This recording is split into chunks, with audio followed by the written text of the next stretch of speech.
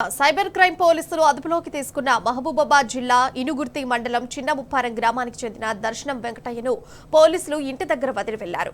నిన్న మధ్యాహ్నం బలవంతంగా ఇంటి నుండి తీసుకెళ్లిన సైబర్ క్రైమ్ బ్రాంచ్ పోలీసులు టీ న్యూస్ లో వరుస కథనాలు ప్రసారం కావడంతో వెనక్కి తగ్గారు. తెల్లవారుజామున వెంకటయ్యను కుటుంబ సభ్యులకు అప్పగించెళ్లారు. టీ న్యూస్ కథనాలతో ప్రభుత్వం దిగొచ్చిందని వెంకటయ్య గ్రామస్తులు, కుటుంబ సభ్యులు హర్షం వ్యక్తం చేస్తున్నారు.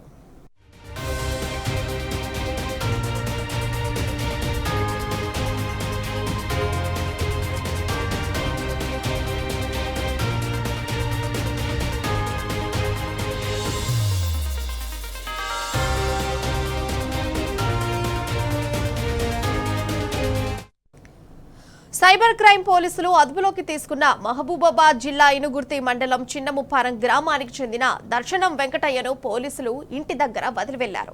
నిన్న మధ్యాహ్నం బలవంతంగా ఇంటి నుండి తీసుకెళ్లిన సైబర్ క్రైమ్ బ్రాంచ్ పోలీసులు టీ న్యూస్ లో వరుస కథనాలు ప్రసారం కావడంతో వెనక్కి తగ్గారు. తెల్లవారుజామున వెంకటయ్యను కుటుంబ సభ్యులకు అప్పగించి వెళ్లారు. టీ న్యూస్ కథనాలతో ప్రభుత్వం దిగొచ్చిందని వెంకటయ్య గ్రామస్తులు, కుటుంబ సభ్యులు హర్షం వ్యక్తం చేస్తున్నారు.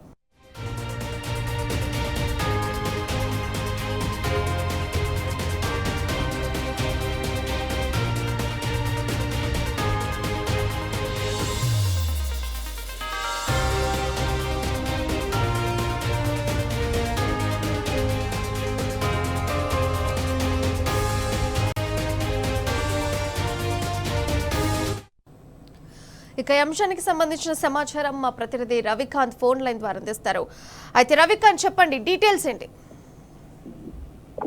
నిన్న మధ్యాహ్నం తర్వాత మహబూబాబాద్ జిల్లా ఎనుగుర్తి మండలం చిన్నముప్పారం గ్రామానికి సంబంధించినటువంటి వృద్ధ రైతు ఇతని పేరు దర్శనం వెంకటయ్య. ఇతన్ని నిన్న మధ్యాహ్నం తర్వాత తీసుకువెళ్లారు సైబర్ క్రైమ్ పోలీసులు. హైదరాబాద్ కు తీసుకువెళ్ళినటువంటి సైబర్ క్రైమ్ పోలీసుల సమాచారం మనకు తెలిసిన తర్వాత ఎప్పటికప్పుడు వరుస కథనాలు ప్రసారం చేసిన పరిస్థితి. ముందుగా అతన్ని తీసుకెళ్లినటువంటి సమాచారం అందిన తర్వాత అతని వాళ్ళ భార్య కావచ్చు, కుటుంబ సభ్యులకు చెప్పి తీసుకెళ్లారా లేకపోతే ఏం చెప్పారన్నటువంటి విషయంలో ఎప్పటికప్పుడు వరుస కథనాలు ప్లే చేసిన పరిస్థితి. వాళ్ళ భార్య లక్ష్మి కూడా చెప్పింది అతనికి బీపీ, షుగర్ తో పాటు మానసికంగా సమస్యలు ఉన్నాయని చెప్పిన పరిస్థితుల్లో దీని అంతటికి కూడా అతనికి ఏం జరిగినా రేవంత్ సర్కారే బాధ్యత వహించాలన్నటువంటి ఒక ఆమె ఆరోపణలు కూడా చేసిన నేపథ్యంలో నిన్న సాయంత్రం తీసుకెళ్లినటువంటి సైబర్ క్రైమ్ పోలీసులు మళ్ళీ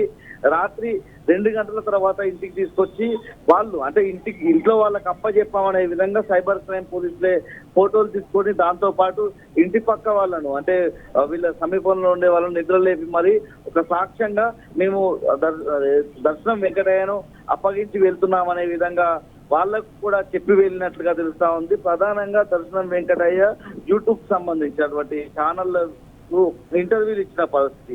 రేవంత్ సర్కార్ ఎట్లాంటి అన్యాయాలకు పాల్పడుతుంది, ప్రజల విషయంలో ఎట్లాంటి దాష్టికంతో వివాదిస్తా ఉంది, ఇట్లా ప్రజలను ఏ విధంగా ఇబ్బంది పెట్టడానికి అధికారంలోకి రావడానికి ఇచ్చినటువంటి హామీల అమలు విషయంలో ఏ విధంగా విఫలమైందన్నటువంటి అంశాల మీద అతను మాట్లాడిన క్రమంలో యూట్యూబ్ ఛానల్కి సంబంధించిన వాళ్ళని కూడా అరెస్ట్ చేసిన పరిస్థితి, రిమాండ్ చేసిన సందర్భం మనం చూసాము.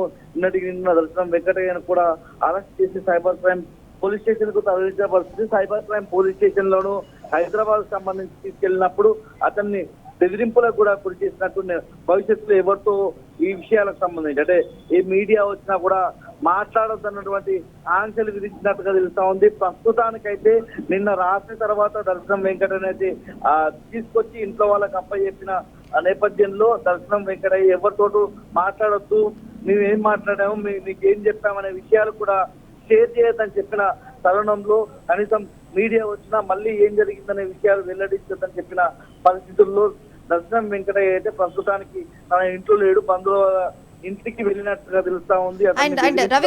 రవికాంత్, నిన్న చూస్తే దర్శనం వెంకటయ్యని అరెస్ట్ చేయడం, ఈ రోజు చూస్తే ఇంటి దగ్గర వదిలేయడం, వీటికి సంబంధించి కుటుంబీకులు ఎలా రెస్పాండ్ అవుతున్నారు?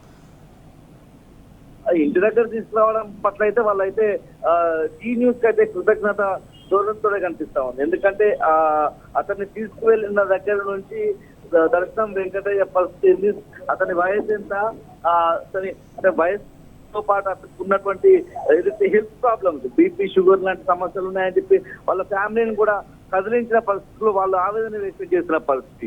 ఆ తర్వాత అంటే ముఖ్యంగా అతనికి బీపీ షుగర్ ఉంది, మానసికంగా ఇబ్బందులు పడతా ఉన్నాడు, వృద్ధుడు, ఇతన్ని ఎక్కడికి తీసుకెళ్తున్నారో కనీసం చెప్పలేదన్నటువంటి ఆవేదన అయితే దర్శనం వెంకటకి సంబంధించిన కుటుంబం వాళ్ళ భార్య లక్ష్మి ఆవేదన వ్యక్తం చేసిన సందర్భంలో అర్ధరాత్రి తర్వాతనైనా కనీసం హైదరాబాద్ నుంచి తీసుకురావడం పట్ల కుటుంబం అయితే సంతోషంగానే ఉంది. టీ న్యూస్ కి అయితే కృతజ్ఞతలు చెప్తా ఉన్న పరిస్థితి. ఆ గ్రామస్తులు కూడా టీ న్యూస్ కు కృతజ్ఞతలు తెలుపుతా ఉన్న పరిస్థితి. టీ న్యూస్ కథనాల ద్వారానే ప్రభుత్వం దిగి వచ్చిందన్నటువంటి ఆలోచన ధోరణిలో అయితే ఆ గ్రామానికి సంబంధించిన వాళ్ళు కావచ్చు, ఆ కుటుంబానికి సంబంధించిన వాళ్ళు కావచ్చు ఉన్నట్లుగానే మనకు అర్థమవుతా ఉంది. టీ న్యూస్ కి అయితే వాళ్ళు కృతజ్ఞతలు అయితే తెలుపుతా ఉన్నారు. Right Ravikant, thank you.